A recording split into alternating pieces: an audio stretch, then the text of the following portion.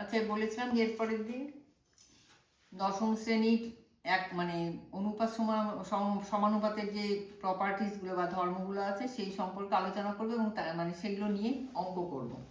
তা প্রথমে বলেছিলাম একান্তর প্রক্রিয়া।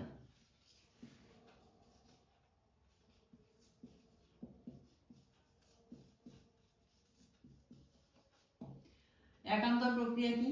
যদি H/B = C/D হয় তাহলে A/C = B/D, অর্থাৎ এই মাঝের দুটো যদি চেঞ্জ করা হয় তখন তাকে বলা হচ্ছে একান্তর প্রক্রিয়া। এবার হচ্ছে ব্যস্ত প্রক্রিয়া। ব্যস্ত প্রক্রিয়াটা কি? A/B = C/D যদি হয়, ব্যস্ত প্রক্রিয়া হচ্ছে B/A = D/C, এটাকে বলা হচ্ছে ব্যস্ত প্রক্রিয়া।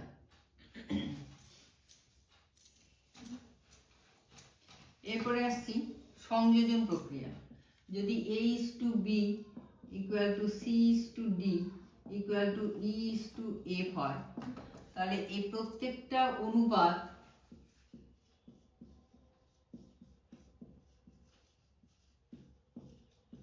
সমান হবে এই উত্তর পদ পূর্ব পদের যোগফল A + C + E / B + D + F। এটা হচ্ছে সংযোজন প্রক্রিয়া। সংযোজন প্রক্রিয়া এটা। এবার হচ্ছে যোগ প্রক্রিয়া।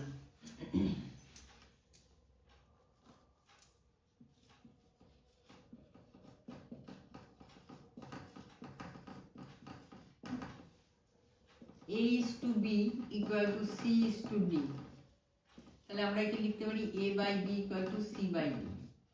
এবার সমীকরণের দুপাশে যদি একই সংখ্যা যোগ করি পরিবর্তন হবে না, তাহলে এবার B লসাগু হলো A + B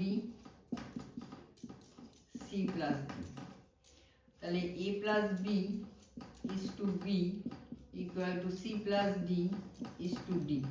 এটাকে বলা হচ্ছে যোগ প্রক্রিয়া। এটাকে বলা হচ্ছে যোগ প্রক্রিয়া। তেমনি ভাগ প্রক্রিয়া কি? A/B = C/D হয় তাহলে A/B C/D, এখানে শুধু মাইনাস করব, ভাগ প্রক্রিয়া মাইনাস, তাহলে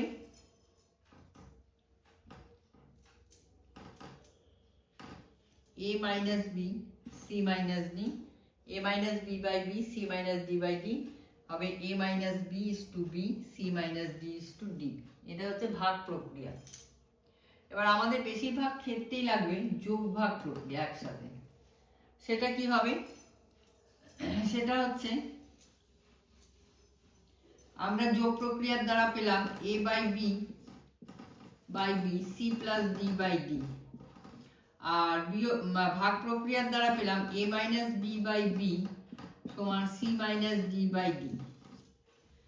এবার এই দুটো যদি ভাগ করি তাহলে A + B/A - B = C + D/C - D। এটা হচ্ছে যোগ ভাগ প্রক্রিয়া। এই হচ্ছে তোমাদের অনুপাত সমানুপাতের যে মানে প্রপার্টিস গুলো সেগুলো। এবার এর সাহায্যে অঙ্ক।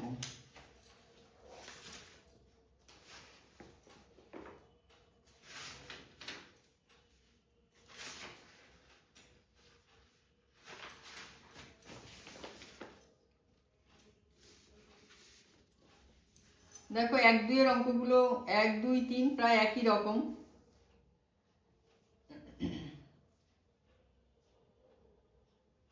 আমি 1-এর একটা 2-এর একটা করেছি, তোমরা করবে, না পারলে যখন যেগুলো পারবে না বলবে। আর বীজগণিত খুবই সোজা, আশা করি সবাই পারবে।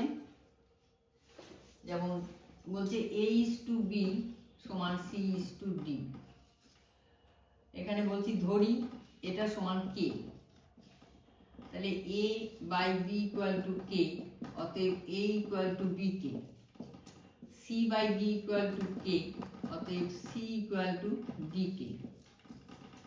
এবার বলছে a square plus b square is to a square minus b square, তাহলে বাম পক্ষ সমান a square plus b square is to a square minus b square. এবার মানগুলো বসাচ্ছি, এর মান হচ্ছে বি কে, তাহলে b square k square plus b square by b square k square minus b square. তাহলে বি স্কোয়ার কমন গেল, উপরে থাকলো কে স্কোয়ার প্লাস ওয়ান, নিচেও বি স্কোয়ার কমন গেল কে স্কোয়ার মাইনাস ওয়ান, তাহলে থাকছে k square plus one by k square minus one. এবার ডান পক্ষে কি আছে, এসি প্লাস বিডি, ডান পক্ষে আছে AC plus BD is to AC minus BD. তাহলে এসি এর মান বি কে, সি এর মান ডি কে,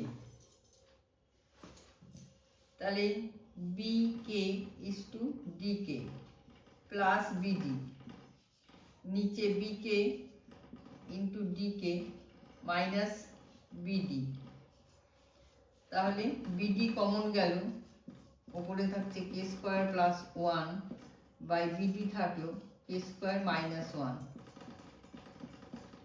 তাহলে বিডি বিডি কেটে গেল, দেখো k square plus one by k square minus one, তার মানে বাম পক্ষ সমান ডান পক্ষ হয়ে গেল।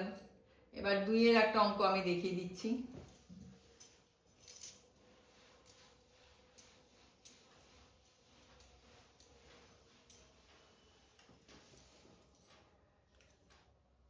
দুইয়ের ধরো, 2 এর অঙ্কটা x cube x is to A is to Y is to B সমান জেড ইস টু সি। এটাও ধরে নিচ্ছি কে সমান কে, তাহলে এক্স সমান এ কে, ওয়াই সমান বি কে, জেড সমান সি কে, ঠিক আগের মতন করেই। এবার বাম পক্ষে কি আছে, বাম পক্ষ সমান x cube plus y cube plus z cube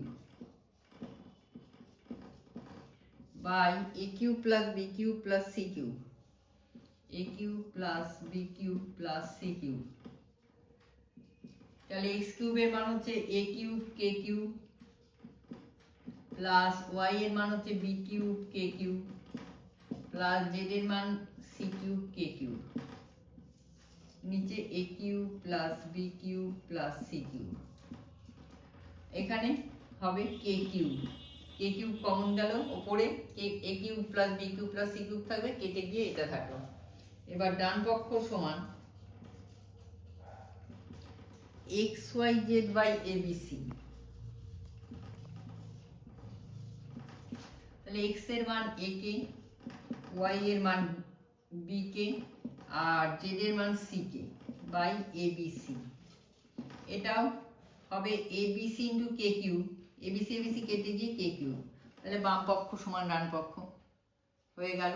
এইভাবে সব অঙ্ক খুবই সহজ করবে, আমি এরপরের দিন আবার আরো কঠিন অঙ্ক করিয়ে দেবো।